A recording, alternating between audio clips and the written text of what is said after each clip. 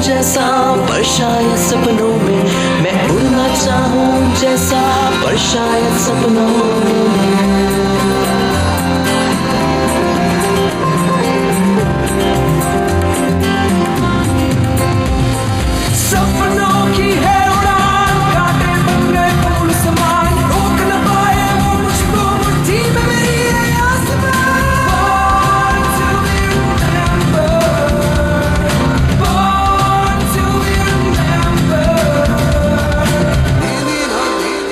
आदमी का स्वप्न है वो बुलबुला जल का, आज उठता और फिर कल फूट जाता है, किंतु फिर भी धन्य ठहरा आदमी ही तो बुलबुलों से खेलता कविता बनाता है।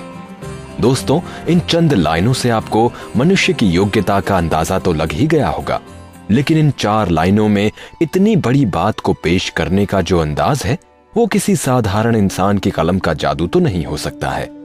ऐसे में एक बात तो तय है कि आज बॉर्न टू बी रिमेंबर्ड की हमारी शुरुआत कविता के सम्राट के साथ होने वाली है।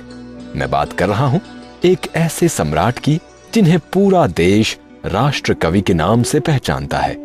जी हां, सही पहचाना आप लोगों ने कि आज यानी 23 सितंबर 1908 को देश में एक ऐसे सूरज का उदय हुआ था जिसने हिंदी साहित्य को समृद्ध करने के साथ साथ पूरे देश को विश्व पटल पर गौरवान्वित भी किया है।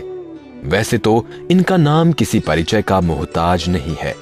आधुनिक युग के श्रेष्ठ और वीर रस के कवि के रूप में स्थापित रामधारी सिंह दिनकर भारत के एक प्रमुख हिंदी कवि, लेखक एवं निबंधकार थे।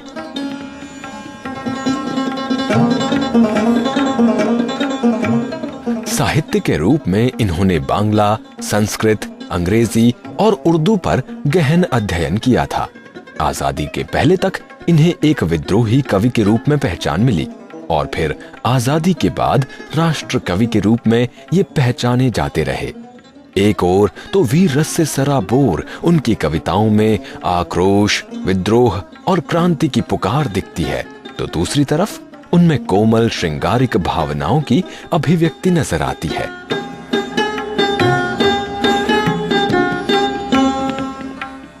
दृग्बंध हूं तब तुम सुनहले स्वप्न बनाया करो, अमितांशु निंद्रित प्राण में प्रसरित करो अपनी प्रभा, प्रियतम कहूं मैं और क्या। बिहार के मुंगेर जिले में जन्मे दिनकर जी ने अपनी शिक्षा पटना विश्वविद्यालय से पूरी की और फिर वहीं एक विद्यालय में बतौर प्राध्यापक कार्य करने लगे। 1934 से 1947 तक रजिस्ट्रार एवं प्रचार विभाग के उपनिदेशक पदों पर कार्य किया। अपनी नौकरी के शुरुआती 4 वर्षों में ही ब्रिटिश सरकार ने उनका तबादला 22 बार किया था, क्योंकि वो लगातार अपनी कलम के माध्यम से भारत की सोई आत्मा को जगाने का काम जो कर रहे थे। अंग्रेजी गुप्तचर हमेशा उनका पीछा करते और कई बार तो उन्हें नौकरी छोड़ने के लिए विवश तक किया गया, लेकिन दिनकर जी ने हार नहीं मानी और वक्त के साथ इनके कलम की धार और तेज होती चली गई। वो प्रदीप जो दिख रहा है झिलमिल दूर नहीं है, थक कर बैठ गए क्या भाई, मंजिल दूर नहीं है। 1950 से 1952 तक दिनकर जी ने अपनी सेवाएं मुजफ्फरपुर कॉलेज में हिंदी के विभागाध्यक्ष, भागलपुर विश्वविद्यालय में उपकुलपति के रूप में दी और फिर बाद में भारत सरकार के हिंदी सलाहकार बने रहे। भारत के प्रथम राष्ट्रपति डॉक्टर राजेंद्र प्रसाद ने उन्हें पद्म विभूषण की उपाधि से भी अलंकृत किया था। उनकी पुस्तक संस्कृति के 4 अध्याय के लिए दिनकर जी को 1959 में साहित्य अकादमी पुरस्कार और सन 1972 में उर्वशी के लिए भारतीय ज्ञानपीठ पुरस्कार से नवाजा गया। उर्वशी को छोड़कर दिनकर जी की ज्यादातर सभी रचनाएं वीर रस से ओतप्रोत हैं। सन 1964 में मेरी कविता की 2 पुस्तकें प्रकाशित हुई थीं। 65, 66, 67, 68 और 69 इन वर्षों में मेरी कोई भी पुस्तक कविता की नहीं निकली, क्योंकि कविता लिखना ही एक प्रकार से बंद हो गया था। अफवाद पाकिस्तानी आक्रमण के समय कुछ कविताएं लिखी थीं। इतने दिनों तक कविता न लिखने का परिणाम ये हुआ कि मेरी शैली बदल गई। और जिस तरह की कविताएं मैं लिखा करता था उस तरह की कविताओं से मुझे संतोष नहीं होने लगा। इस बीच में वैयक्तिक जीवन में विपत्तियां भी बहुत सही, विचारों की उलझनों में भी रहा और सोच समझकर मैं इस निष्कर्ष पर आया कि कविता में रोमांस को सचमुच दबना चाहिए। वो समय आ गया है कि रोमांस की कविता युग की गियर से बाहर मालूम होती है। रश्मिरथी और परशुराम की प्रतीक्षा उनकी महानतम रचनाओं में से एक है। भूषण के बाद दिनकर ही ऐसे कवि हैं जिन्होंने वीर रस पर अपनी लेखनी का जादू इस कदर बिखेरा कि इन्हें वीर रस का सर्वश्रेष्ठ कवि माना जाने लगा।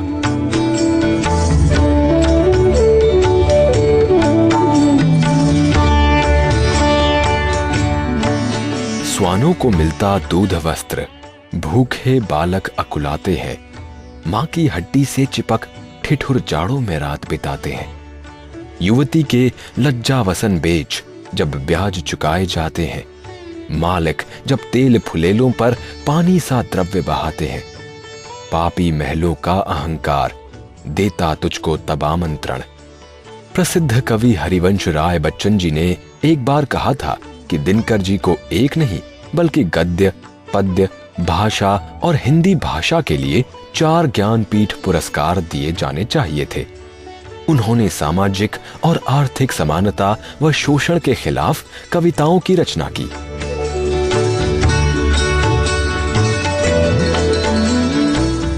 दिनकर जी की रचनाएं आज भी नए कवियों के लिए प्रेरणा स्रोत हैं और ये उन्हें साहित्य के उस रूप को निखारने का जज्बा देती हैं जिनके लिए भारतीय साहित्य को विश्व भर में पहचाना जाता है।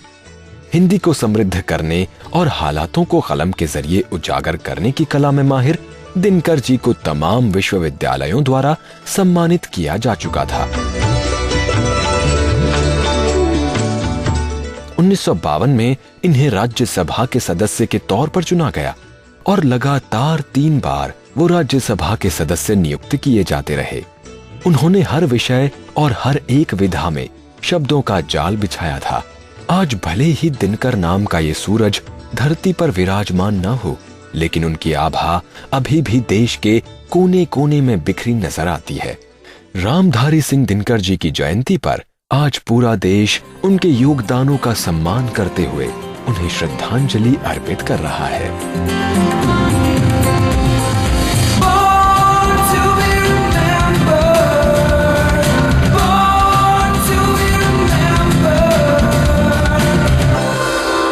दोस्तों, भारत को हमेशा से ही ज्ञान भूमि का दर्जा दिया गया है। आज भले ही हम सुपर पावर नहीं है, लेकिन हमारे ज्ञान का लोहा अभी भी पूरा विश्व मानता है। इस ज्ञान पर सिर्फ पुरुषों का ही एकाधिकार नहीं, वरन महिलाओं का भी वर्चस्व रहा है।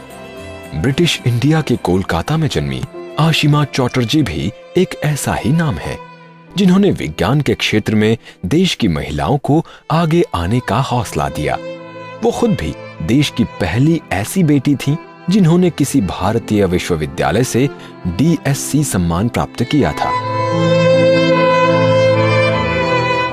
आज ही के दिन 1917 में जन्मी आशिमा एक मिडिल क्लास फैमिली से बिलोंग करती थी, लेकिन इसके बावजूद उन्हें बचपन से ही पढ़ने के लिए प्रेरित किया जाता रहा और अपनी लगन के चलते 1938 में इन्होंने प्रथम श्रेणी में कोलकाता विश्वविद्यालय से MSc पूरी की।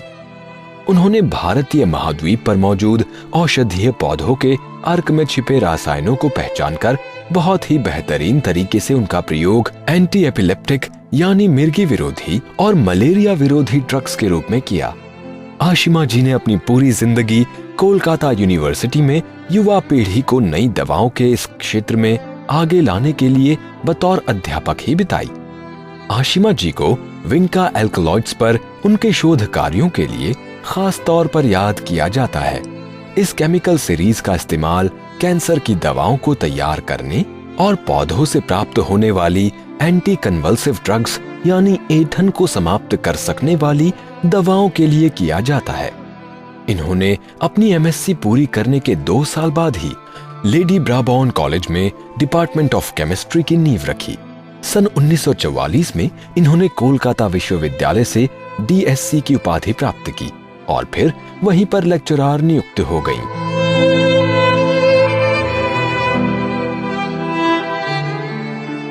उन्नीस 1947 में आशिमा जी विस्कॉन्सिन की एलम पार्क्स यूनिवर्सिटी पहुंची और यहाँ एल्जैक माइस्टर के साथ मिलकर नेचुरल ग्लाइकोसाइड्स पर स्टडी की और फिर कैलिफोर्निया इंस्टीट्यूट ऑफ टेक्नोलॉजी में कैरोटिनॉइड्स व प्रोवाइटामिन्स पर रिसर्च की, जिसके बाद वो 1950 में स्वदेश लौटी और अपने ज्ञान के दम पर यहाँ की मेडिकल इंडस्ट्री में अपना योगदान देना शुरू किया।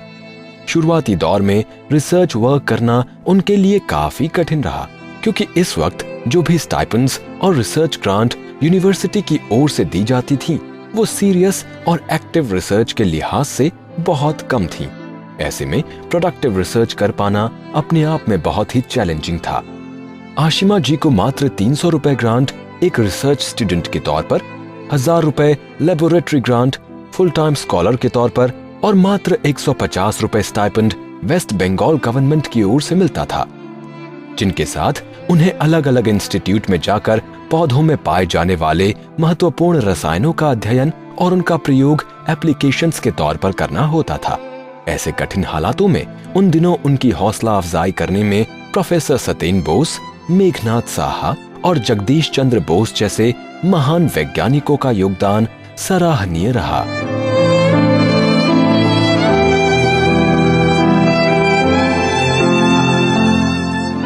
उन्होंने आशिमा जी के द्वारा किए गए प्रयोगों को देश के विकास के लिए एक बड़ी जरूरत बताया और साथ ही उन्हें खराब हालातों का सामना करने की ताकत दी।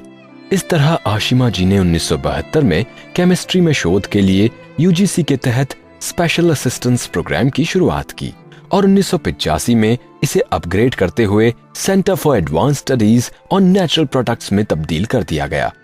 इस दौरान इन्होंने मार्सिलिया माइन्यूटा पौधे से आयुष 56 नाम की एक एंटी एपिलेप्टिक ड्रग का निर्माण किया और छटिम, चिरत, कुटकी व सिसल्पिनिया क्रिस्टा से एंटी मलेरियल ड्रग्स को तैयार किया।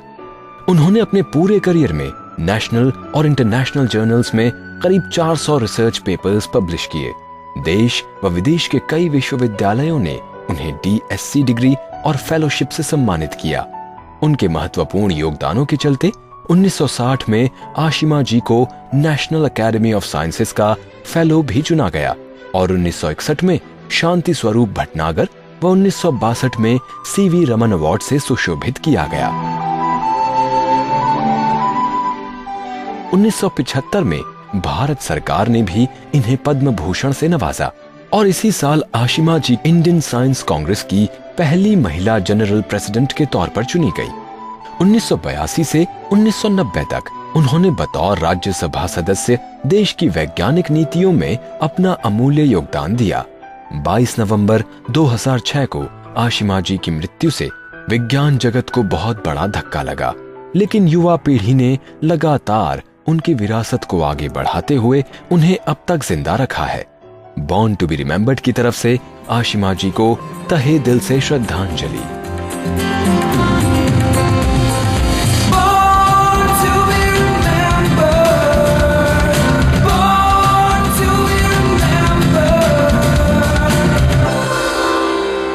दोस्तों, हमारी अगली शख्सियत भी विज्ञान के क्षेत्र से ही ताल्लुक रखती है, लेकिन उनका ताल्लुक केमिस्ट्री से नहीं बल्कि भौतिकी की दुनिया से है। हम बात कर रहे हैं French scientist Armand Hippolyte Louis Fizeau के बारे में। फिजियो पहले ऐसे वैज्ञानिक थे जिन्होंने बिना किसी एस्ट्रोनॉमिकल कैलकुलेशंस के प्रकाश की गति यानी स्पीड ऑफ लाइट को मेजर किया था। इसके अलावा फिजियो ने जाने माने वैज्ञानिक फौकॉल्ट के साथ मिलकर ये पता लगाने में मदद की थी कि प्रकाश की चाल पानी की तुलना में वायु माध्यम में तेज होती है। इसी खोज ने आगे चलकर तारों के स्पेक्ट्रम की व्याख्या करने और सूर्य की किरणों में इंटरफेरेंस की घटना का प्रमाण दिया था। फिजियो का जन्म आज ही के दिन 1819 में हुआ था। ये एक ऐसी फैमिली से बिलोंग करते थे जिनमें इनसे पहले तक पेशे से सभी डॉक्टर हुआ करते थे। इसीलिए इनके माता पिता को भी पूरा यकीन था कि फिजियो भी मेडिकल फील्ड में ही अपना भविष्य बनाएंगे।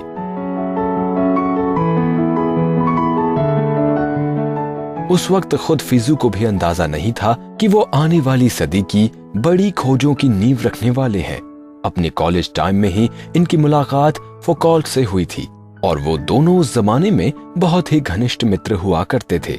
सितंबर 1839 वो वक्त था जिसने उनके भविष्य की दिशा तय करने में मदद की।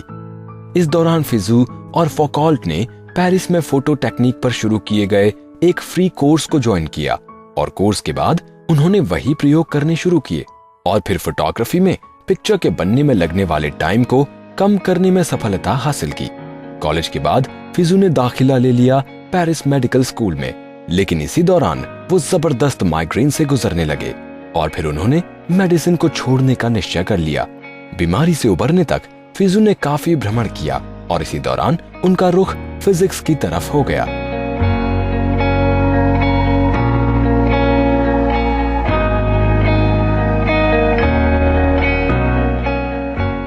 इन्होंने एक ऑब्जर्वेटरी में अरागो का लेक्चर अटेंड किया, जिसके बाद वो ऑप्टिक्स के कोर्स में लग गए और फिर 1845 में फौकॉल्ट के साथ मिलकर पहली बार सूरज का क्लियर फोटोग्राफ लेने में सफल रहे। टेलीस्कोप की मदद से ली गई इस फोटोग्राफ से ही सनस्पॉट्स का कॉन्सेप्ट अस्तित्व में आया था। जुलाई 1849 में फिजू ने अपने घर में एक मिरर लगाया और दूसरा पेरिस के दाहिने किनारे मॉन्टमार्टर में। ये दोनों मिरर एक दूसरे से 8633 मीटर की दूरी पर स्थित थे। इनके बीच में इन्होंने एक घूमता हुआ दांतदार पहिया लगाया और इसके रोटेशन पर नजर रखी। इसकी मदद से फिजू ने यह जानने की कोशिश की कि मिरर्स के बीच लाइट के ट्रेवल करने और पहिए के एक दांत के घूमने की गति में बराबर समय लगता है। इस तरह पहली बार प्रकाश की चाल को मापने में सफलता हासिल की गई थी। फिजू के द्वारा निकाली गई ये वैल्यू रोमर्स के एस्ट्रोनॉमिकल मेजरमेंट के लगभग बराबर थी। And it was shining through the slot and bouncing off a mirror over there. Okay? If the disc is going slowly, then by the time the light goes to the mirror and back again, it'll just come through the same slot. But if it's going fast, then it'll zoom over there and come back. By that time, the disc will have turned a bit and the light will be blocked. Faster still, of course, and the light will go through the next slot in turn. And so, if you know how fast the disc is turning, then we can use that to calculate the speed of light.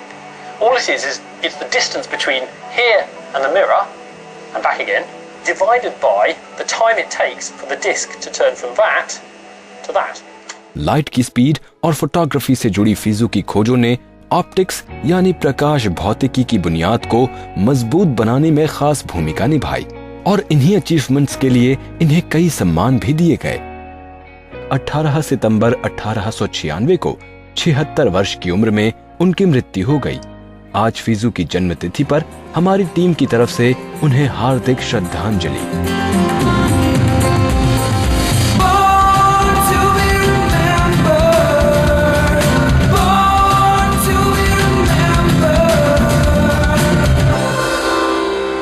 हौसलों से ही सपनों में उड़ान होती है, ये बात born to be remembered की ज्यादातर शख्सियतों ने साबित की है। आज ही के दिन 1968 में जन्मे एरिक वेहीमेयर भी ऐसे ही शख्स हैं, जिन्होंने अपने मजबूत इरादों के दम पर वो कर दिखाया जिसके बारे में पहले किसी ने सोचा भी नहीं था। 20 अगस्त 2008 को वो ऑस्ट्रेलेशिया की सबसे ऊंची चोटी कार्स्टेंस पिरामिड पर थे और इसके साथ ही एरिक ने दुनिया की 7 ऊंची चोटियों को फतह करने का अपना लक्ष्य हासिल किया था। इस फतेह में एवरेस्ट फतेह भी शामिल है। ऐसा करने के साथ ही वो दुनिया के जाने माने उन 100 पर्वतारोहियों में शुमार हो गए जिन्होंने ये मुकाम हासिल किया है। एरिक ने ये जीत कुदरत के अभिशाप को हराते हुए हासिल की थी और यही बात उन्हें उन 100 लोगों में सबसे अलग बनाती है। दरअसल एरिक 13 साल की उम्र में ही अपनी देखने की ताकत को खो चुके थे, लेकिन इसके बावजूद उन्हें आज एक मोटिवेशनल रोल मॉडल के रूप में देखा जाता है।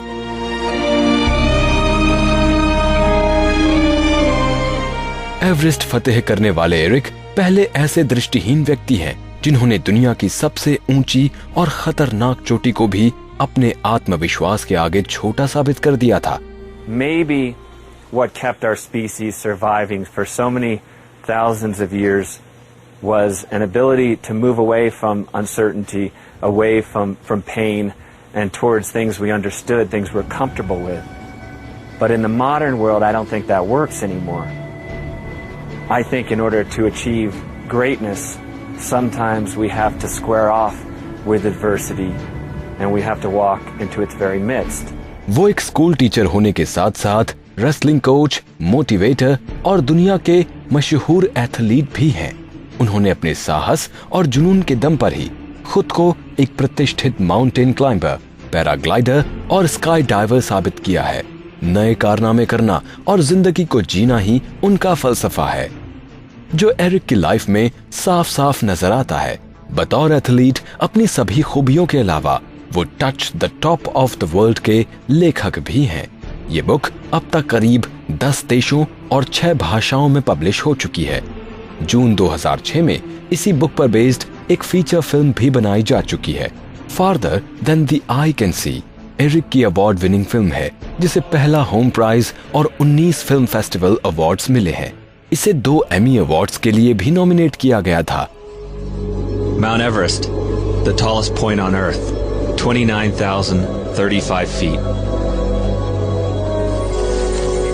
For a sighted person, climbing Mount Everest is one of the greatest physical challenges on the face of the earth. इस फिल्म की स्क्रीनिंग में मिले $6 लाख चैरिटेबल ट्रस्ट को दिए गए थे। आज वो इस बात को साबित कर चुके हैं कि बिना आंखों की रोशनी के भी इंसान दुनिया को न सिर्फ देख सकता है बल्कि उसे जी भी सकता है। When I think there's a big difference between most people and pioneers, because pioneers understand that life is an ongoing, never-ending process of reaching out into the darkness when we don't know exactly what we're going to find.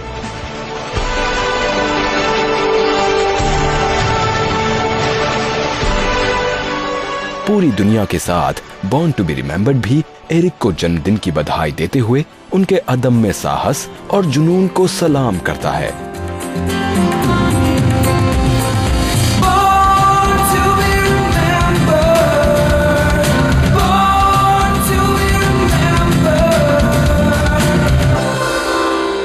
अंधेपन के अभिशाप से जहां एक तरफ Eric ने दुनिया को फतेह करने का जज्बा दिखाया, तो वहीं दूसरी तरफ ब्लैक अमेरिकन सिंगर रे चार्ल्स ने सोल म्यूजिक जॉनर को दुनिया के सामने पेश किया। और दोस्तों, इन दोनों शख्सियतों में एक बात जो कॉमन है वो है इनकी दृष्टिहीनता। इनका जन्म उस वक्त हुआ था जब अमेरिका में सिविल वॉर का दौर चल रहा था और ब्लैक लोगों के हालात बहुत ही खराब थे। रे चार्ल्स का परिवार भी गरीबी झेलते उन्हीं परिवारों का एक हिस्सा था। 3 साल की उम्र से ही म्यूजिक में उनका झुकाव होने लगा था। तभी 1935 में अपने भाई की मौत से वो सदमे में आ गए। इस घटना के बाद धीरे धीरे उनकी आंखों की रोशनी कम होने लगी और 7 साल की उम्र तक रे पूरी तरह से दृष्टिहीन हो चुके थे। लेकिन भाई की मौत और अंधेपन ने संगीत के प्रति उनके प्रेम को कभी कम नहीं होने दिया और इसकी जड़ें उनके दिल तक पहुंचकर और भी गहरी होती गईं। 1937 में रे का admission deaf and blind school में कराया गया, जहां इन्होंने ब्रेल के साथ साथ म्यूजिक कॉम्पोजिशन और इंस्ट्रूमेंट्स बजाना सीखना शुरू किया।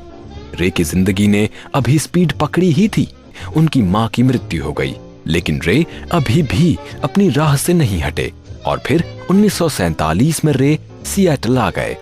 यहाँ पर हुए एक ऑडिशन के दौरान उन्हें गुसैडी मगी और मिल्ट जेरेट के साथ ट्रियो परफॉर्म करने के लिए कहा गया और फिर ये ग्रुप पैसिफिक नॉर्थ वेस्ट में टीवी शो द्वारा स्पॉन्सर किया जाने वाला पहला ब्लैक ग्रुप बन गया। रे ने अपना पहला सिंगल 1991 में baby let me hold your hand के नाम से रिलीज किया। ये पूरे अमेरिका में हिट साबित हुआ। Baby, let me hold your hand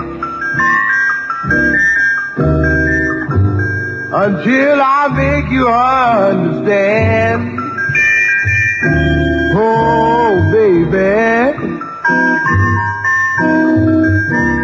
baby, let me hold your hand. बस अब रे चार्ल्स एक के बाद एक सफलता की सीढ़ियां चढ़ते चले गए और कई रिकॉर्ड्स बना डाले।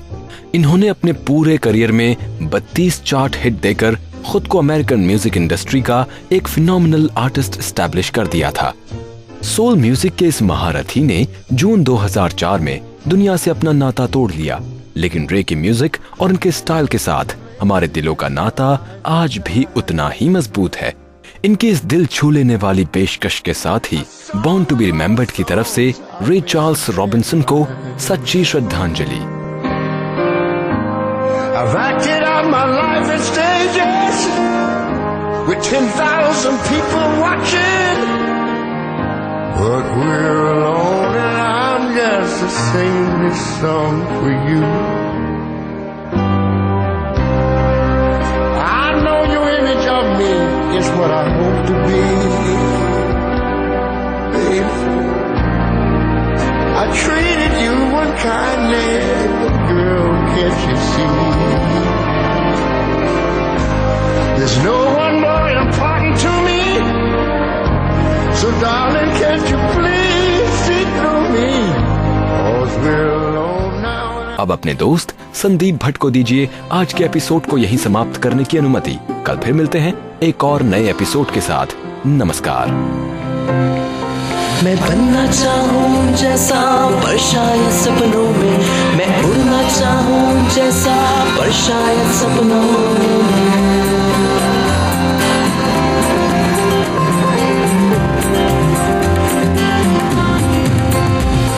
सपनों की है उड़ान, काटे बदले फूल समान, रोक न पाए वो मुझको मुट्ठी में मेरी है आसमान।